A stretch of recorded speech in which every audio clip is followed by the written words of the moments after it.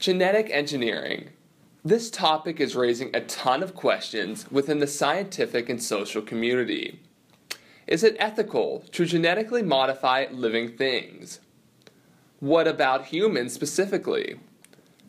What are the effects of playing with genetics, something that had previously been left to the mercy of nature? Communities all over the world are in a heated debate over how this cutting-edge field should be regulated or even allowed at all. So Austin, what do you know about genetic engineering? Not much, other than it involves changing genes to get a desired sequence. Well, it has to do with genetics and engineering, so... Now, we will discuss the concept of genetic engineering. Genetic engineering is defined as the experimental technique that uses genetics to treat or change the human genome. The concept of genetic engineering came around in the 1970s when two scientists by the name of Friedman and Robin discussed using the human genome to treat genetic diseases. However, real developments didn't come until the 1990s, when the first approved gene therapy case took place at the National Institute of Health, which was attempting to cure a patient from a severe immune deficiency disease.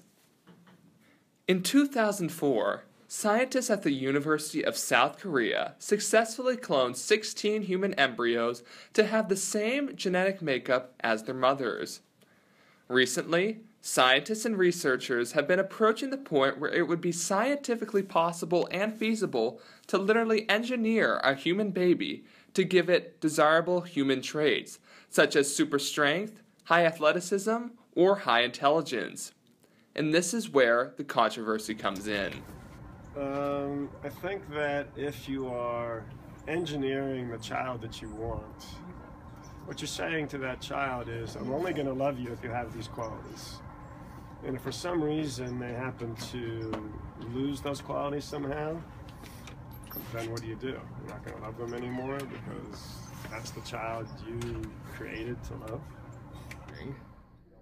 I think it has potential to be helpful.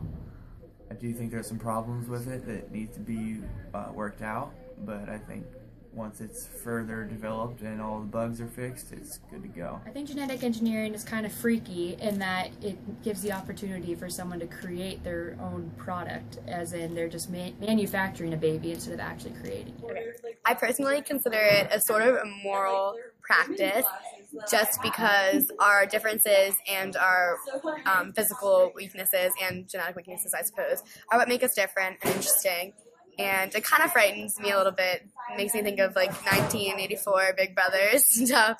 So I'm not a big fan of that. The ethics surrounding genetic engineering is the flashpoint in debates regarding genetic engineering. People on both sides of the argument are using ethics as a means of their viewpoint support. Also, scientists themselves are debating whether or not the genetic engineering will have positive effects on the human population in the long term. Ability to cure diseases, or in the very least, remove the mutated genes that lead to genetic diseases, is a possibility with genetic engineering. Let's flirt with the idea of that debate, and let's say if, in fact, they discover that this could be done in a healthy way. Dr. Copperman, tell me why we should be excited.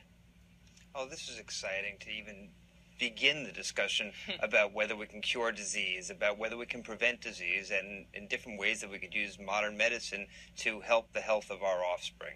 So this is not a story about designer babies. This is saying that people with a mutation in their mitochondria might have the opportunity to have healthier mitochondria, provide power for their own cells to become a healthy baby. So I don't want to turn this into sensationalism. I think the key right now is to focus on public dialogue, public discourse, and conversations about responsible ways to use science to help promote health. Regardless of the cosmic alterations that can be done using the process of DNA reconfiguration and gene selection, we can create a new population of people that are generally healthier.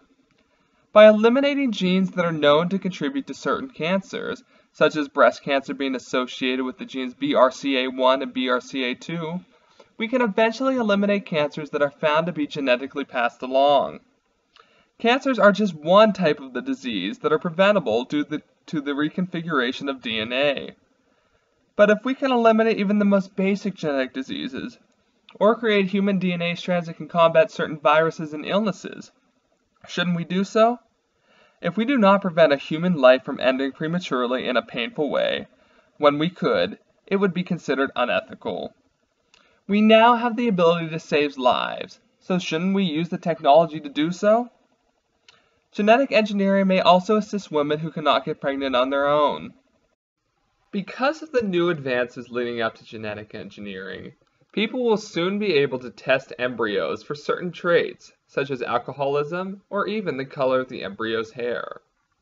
With this new knowledge, parents may choose to abort babies, which runs into many ethical issues that society will have to address. Because parents will be able to test embryos for certain traits, issues will arise with privacy.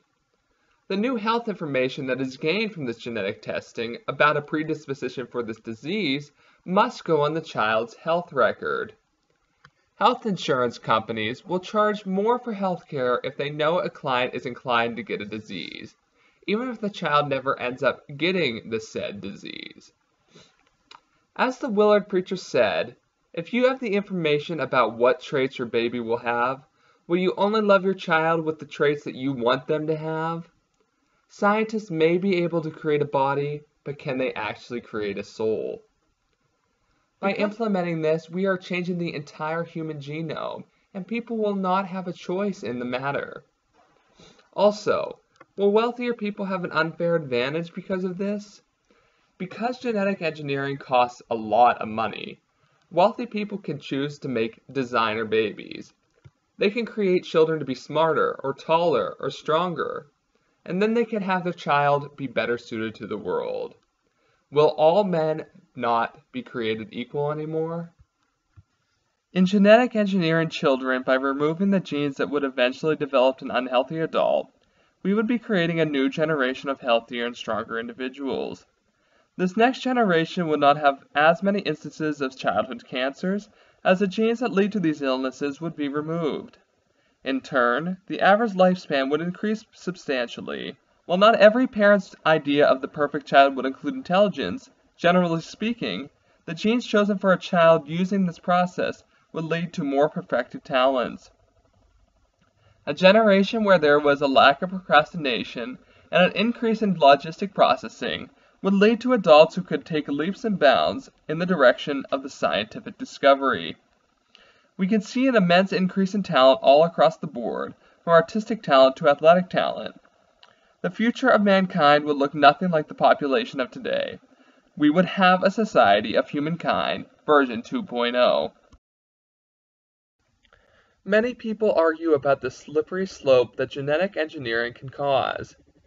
If we are okay in the present day with using just genetic therapy to treat genetic-linked diseases, who is to stop scientists from creating a superhuman race that can far outpower and outsmart the non-genetically modified humans?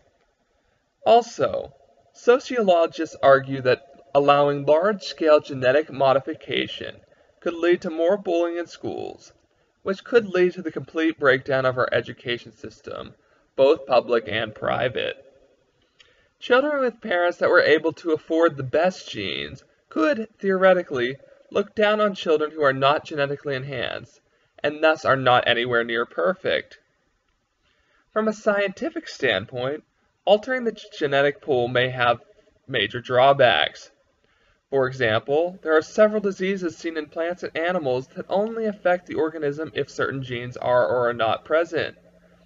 As we would genetically engineer more and more children, the gene pool would greatly decrease as previously explained, thus opening up the possibility that a gene-attacking disease could wipe out the entire human population if every human had the specific gene that the disease was attacking. Finally, from a societal standpoint, there would be little variation among children that were genetically modified. While today that people consider trends in clothes as the trendy nature of today's society, now there will be trends in looks in the future. This has obvious drawbacks for individuality present in our society, and it would negatively affect the diversity in society.